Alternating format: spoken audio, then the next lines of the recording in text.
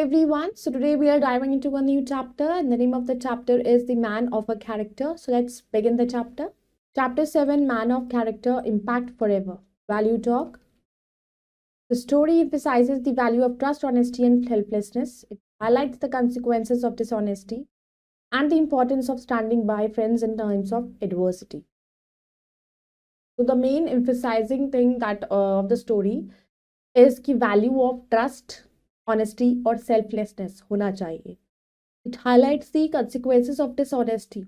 You should be honest to everybody, to your friends, to your family, to the people you love, to the people you are close, and also you should understand. Also, you should understand the importance of friendship, because if you are having a good friend and if you are honest to your friend, then this friendship will remain forever. So always be honest and should value the trust between your friendship. Long ago, there were three close friends: a prince, the youngest son of a king, the son of a royal minister, and the son of a wealthy merchant. बहुत पहले की बात है, तीन close friends थे. एक Prince जो राजा का छोटा बेटा, सबसे रॉयल मिनिस्टर का बेटा, और एक वेल्दी मर्चेंट का बेटा. They spent their days idly ignoring their studies and responsibilities. The king sent for his son. अब वो अपने दिन को मतलब पूरे दिन जो है ऐसे खाली घूमते रहते थे, ऐसे बिताते थे और स्टडीज के ऊपर बिल्कुल ध्यान नहीं देते थे और ना ही अपनी किसी रिस्पॉन्सिबिलिटी को फुलफिल करते थे.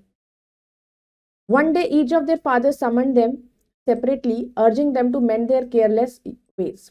अब एक बार उन तीनों के फादर ने उनको सेपरेटली बुलाया और उनको समझाया जितने वो केयरलेसली घूम रहे हैं, केयरलेसली वर्क कर रहे हैं, तो अपनी पढ़ाई पर उनका बिल्कुल भी ध्यान नहीं था. तो उन चीज़ों को, उनके वेज को, तरीकों को बदलने के लिए उन्होंने उनको बुलाया. You are wasting your time, he said, mend your ways. उन्होंने कहा अब तुम अपना टाइम वेस्ट कर रहे हो, सुधारो अपने आप को. The minister sent for his son. अब फिर मिनिस्टर ने अपने बेटे को बुलाया. I do not like the way you live, he said, mend your veg. उसने कहा मुझे नहीं पसंद तुम जैसे रहते हो, अपने तरीके बदलो. The merchant sent for his son. फिर मर्चेंट ने अपने बेटे को बुलाया. Mend your ways, he said. If you don't, I shall turn you out of the house. उसने कहा अपने तरीके, अपना रहन सहन बदलो. अगर तुम अपनी रिस्पॉन्सिबिलिटीज को नहीं निभाओगे तो तुम्हें मैं यहाँ से बाहर निकाल दूंगा. The three friends got together. अब तीनों फ्रेंड्स मिले. My father asked me to mend my ways, said the prince. Prince ने बोला कि मेरे फादर ने कहा कि सुधरने के लिए बोला कि अपने तरीके बदलो, पढ़ाई लिखाई करो, रिस्पॉन्सिबिलिटी समझो. That is what my father told me, said the minister. Minister ने सन ने बोला कि मेरे फादर ने भी यही बोला. And mine too, said the merchant son. Merchant son ने भी बोला कि मेरे फादर ने भी यही बोला है. He went on to add that he would turn me out of the house if I did not mend my ways. उसने कहा कि वो मुझे घर से बाहर निकाल देंगे अगर मैंने खुद को नहीं सुधारा. This is too bad, said the prince. Prince ने बोला तो बहुत गलत बात है. We cannot put up with such insults even from our fathers. Let us go away. उन्होंने कहा कि हमें इतनी इंसल्ट नहीं करनी चाहिए थी, उन लोगों को हमारा इतना इंसल्ट नहीं करना चाहिए था. चलो हम यहाँ से चलते हैं. How can we go away, आज द मिनिस्टर सन. मिनिस्टर के सन ने बोला हम कैसे जा सकते हैं. We have no money for our own. हमारे पास कोई पैसे भी नहीं है. We may have to get money from our fathers. और हम अभी तक अपने फादर से ही पैसे लेते हैं और हमारे पास कोई पैसे नहीं है. Let us find a way of making money, said the merchant son. Merchant के सन ने बोला चलो कोई तरीका ढूंढते हैं पैसे कमाने का. There is a mountain not far from here. I am told there are precious stones and gems at the top. उसने कहा यहाँ पर एक माउंटेन है, पहाड़ है, ज़्यादा दूर नहीं है. मुझे बताया किसी ने कि वहाँ पर बहुत ही वैल्यूएबल स्टोन्स और जेम्स हैं उसके टॉप पर. If so let us climb the mountain, said the Prince. उसने कहा अगर ऐसा है तो चलो उस माउंटेन पर चढ़ते हैं. If we find some precious stones we will not have to depend on our fathers. उसने कहा कि अगर हमें प्रेशियस स्टोन्स मिल जाते हैं तो हम अपने फादर्स पर डिपेंड नहीं रहना पड़ेगा. The three friends set out for the mountain. अब वो तीनों फ्रेंड्स चढ़े गए माउंटेन पर. They crossed a wide river and pass through a dark forest. अब उन्होंने रिवर को क्रॉस कर लिया और डार्क फॉरेस्ट से निकलते हुए finally they reach the mountain and climb to the top. फिर वो फाइनली माउंटेन पर पहुंच गए और उसके टॉप पर चढ़ गए. They were lucky for each one of them found great value. अब वो बहुत लकी थे कि उन्हें कुछ वहाँ मिला. Now we can go home, they said. उसने कहा अब हम घर जा सकते हैं. As they climb down they thought of the difficult journey ahead. अब वो नीचे उतर रहे थे तो वो सोचा कितनी डिफिकल्ट जर्नी है आगे। They would have to pass through the dark forest again, उन्हें फिर से उसी जंगल से अंधेरे में जाना पड़ेगा। The robbers and thieves in the forest said the merchant son might kill us and take our gems. अबे ये भी तो हो सकता है कि वहां पर कोई चोर हो, कोई चुरा के ले जाए, हमें लूट सकता है, कोई हमारे सारे हमें मार सकता है, हमें जेम्स ले सकता है। That is true, agreed the prince, we must think of a way getting out gems safely home. उसने कहा ये तो तुम सही कह रहे हो, हमें कोई और तरीका ढूंढना पड़ेगा यहाँ से जाने के लिए। I know what to do said the minister son. Minister के सन ने बोला मुझे पता है क्या करना है। We should swallow the gems before we enter the forest. उसने कहा कि हम ना उसको निगल लेंगे जेम्स को जैसे ही हम फॉरेस्ट में एंटर करेंगे। We shall carry them safely in our stomachs, और हमने स्टमक में सेफली कैरी कर सकते हैं। That is a good idea, agreed the prince. Prince ने कहा ये तो बिल्कुल ठीक है। No one will know they are there, और किसी को पता भी नहीं लगेगा कि वो है। As they approach the forest they sat down to eat. जैसे ही वो फॉरेस्ट के पास पहुंचे तो निकल बैठ गए खाने के लिए। Each of them swallowed his James with a mouthful of food, और उन्होंने जेम्स को ऐसे खा लिए जैसे कि खाना खा रहे हो। It so happened that a thief had been following the three friends. और ये क्या हुआ कि वो थीफ जो था उन तीनों फ्रेंड्स को फॉलो कर रहा था। He heard what they said and saw what they did. अब उन्होंने सुन लिया था जो उन्होंने कहा और वो देख भी लिया था जो वो कर रहे थे। He decided to kill the friends and get the gems for himself. तो उसने सोचा कि इन्हें मार देते हैं, तो इन्हें मार दूंगा और जेम्स ले लूंगा। When they were about to enter the forest, the thief went to them and said, "Good masters, ahead like a dark forest." जब वो फॉरेस्ट में एंटर ही करने वाले थे तभी वो चोर जो है उनके पास गया और बोला, "Good masters, ahead like a dark forest. I am afraid of going through it alone. May I join you?" उसने कहा कि मेरे को भी आगे जाना है और बहुत ही घना जंगल है, मुझे डर लग रहा है अकेले जाने में, तो क्या मैं तुम लोगों को ज्वाइन कर सकता हूँ? The friends were glad to have one more in the party. अब वो बहुत खुश हुए कि एक और हमारे साथ आ गया। Halfway to a nearby village, they passed a hut where a local headman lived with his beloved parrot, known for its uncanny ability to speak the truth. अब वो आधे रास्ते पहुंचे, वहां पर एक विलेज था जहां पर वो एक हट को उन्होंने क्रॉस किया जहां पर एक हेडमैन रहता था अपनी बिलवेड पैरट के साथ।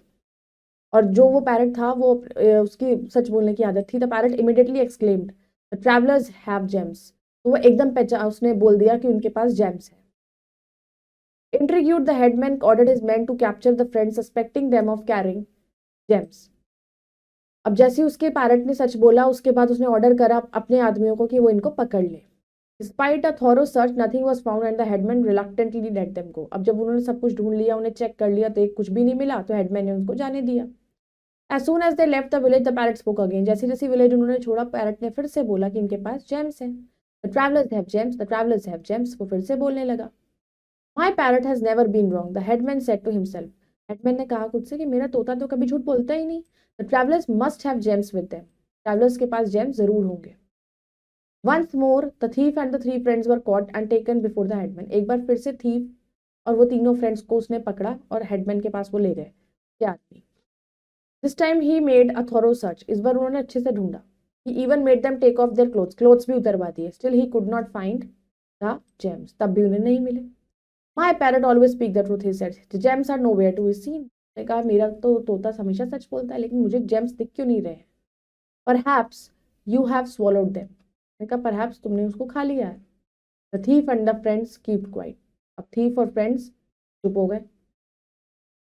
I know what to do. The headman went on, tomorrow morning I shall cut open your stomachs. I shall get the gems all night. उसने कहा मुझे पता है क्या करना है। हेडमैन आगे बढ़ा। टुमारो मॉर्निंग उसने कहा कि मैं कल सुबह तुम लोगों की पेट काट दूंगा और मुझे सारे जेम्स मिल जाएंगे। The headman lock them up in a room. Headman उन्हें रूम में बंद कर दिया। None of the four was able to sleep. ना ही वो सो नहीं पाए। They were all frightened and could only think of the dreadful fate that awaited them in the morning. वो सब डरे हुए थे और सुबह अगर उन्होंने डर लगा था उन्हें कि वो सुबह उनको मार देंगे या कुछ कर देंगे। The thief sat thinking, there is no gem in my stomach, he said to himself. अब थीफ तो बैठकर सोचने लगा कि मेरे स्टमक में तो कोई भी जेम नहीं है। If I ask the headman to cut me open first, he will not find any gem. उसने कहा कि अगर मैं हेडमैन को बोल दूंगा पहले कि मेरे को पहले खोल के, तो he would not, उसे कोई जेम नहीं मिलेगा। He will think there are no gems with any of us, फिर उसको तब वो सोचेगा कि किसी के पास भी नहीं है, so he will let the others go, वो सबको जाने देंगे. In any case I have to die, I might as well save the lives of these 3 young men. उसने कहा अगर in case मुझे मरना भी पड़ेगा तो तीनों की जान बच जाएगी. Next morning the headman got ready to cut open the stomach of our travelers. अगले सुबह हेडमैन जो था वो रेडी हो गया कि उन स्टमक जो है ट्रैवलर्स की कट करूंगा. Please sir, beg the thief, I can not bear to see my brothers die. मैं अपने भाइयों को मरते हुए नहीं देख सकता. The headman agreed, the thief stomach was cut open. Headman agree हो गया उसकी बात में, उन्होंने उसकी स्टमक को काटा, उसने देखा देयर वर नो जेम्स, कोई जेम्स नहीं थे. Moved by the thief sacrifice, the headman agreed. अब उसकी सैक्रिफाइस के बाद वो एग्री हो गया. To everyone surprise the thief had no gems. अब थीफ के पास तो कोई जेम्स थे ही नहीं. Realizing his mistake, the headman released all the 3 friends deeply remorseful. और उसकी मिस्टेक को रियलाइज करके हेडमैन ने सारे तीनों फ्रेंड्स को छोड़ दिया. Grateful for their freedom and the thief's sacrifice, the friends sold the gems and prospered. They never forgot the thief's noble act, a reminder of true friendship and sacrifice. और उसके बाद वो तीनों फ्रेंड्स अपना घर पहुंच गए. उन्होंने जेम्स को बेच दिया और वो पैसे कमा लिए उन्होंने. और उन्होंने कभी भी इस थीफ के जो सैक्रिफाइस को नहीं भूला, जो नोबल एक्ट उसने करा, और वो ही एक ट्रू फ्रेंडशिप थी. Moral, the moral of the story is that true friendship involve sacrifice and selflessness. That thief sacrifice to save his friends exemplifies this, showing that acts of kindness and sacrifice are invaluable in building and maintaining relationship. तो sacrifice और kindness होना बहुत जरूरी होता है. तो act of sacrifice से आप अपनी फ्रेंडशिप को भी बचा सकते हो. Let's do the exercise. First, we'll do darken the correct option. What did the 3 friends find at the top of the mountain? Precious stones. Why did the thief decide to join the friends? To rob them of their gems. How did the headman react when he found no gems in thief's stomach? He realized his mistake and set the 3 friends free. What did the thief suggest to save the lives of the 3 friends? To let the headman cut him open first. What did the headman of the village believe about his parrot? What did the headman of the village believe about his parrot? It always spoke the truth. Now fill in the blanks with the words given below. The 3 friends were a prince, the son of Dash, and the son of rich merchant, the son of minister.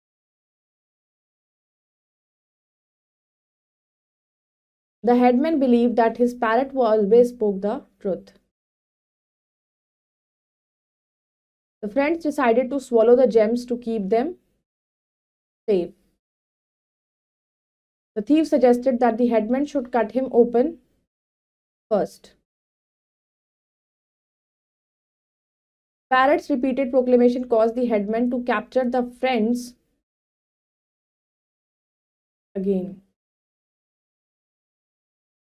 Now tick right for the true and cross for the false statement. The 3 friends were a prince, a minister's son, and a son's merchant's sons. Correct. The friends decided to leave their homes because they were tired of their father's requirements. Correct. The thief overheard the friends planning to swallow the gems with their food. Correct. The parrot in the village spoke about the gems when the friends passed by. Correct. After selling the gems, the friends became poor. Wrong. Now let's do the complete the words. First is journey, embark, mountain, stomach, sacrifice, regular, mistake, realizing, and this is remorseful. Now let's do match the following. Prince, minister's sons, and merchant's sons, they were 3 friends. Parrot, truth-telling bird. Thief was cunning individual. Headman, local authority figure. And gems, precious stones. So I hope you all have understood this chapter. You all can go through it once again and do the rest exercises yourself. We will meet in the next video with the next chapter. Till then, bye-bye. Take care. Thank you.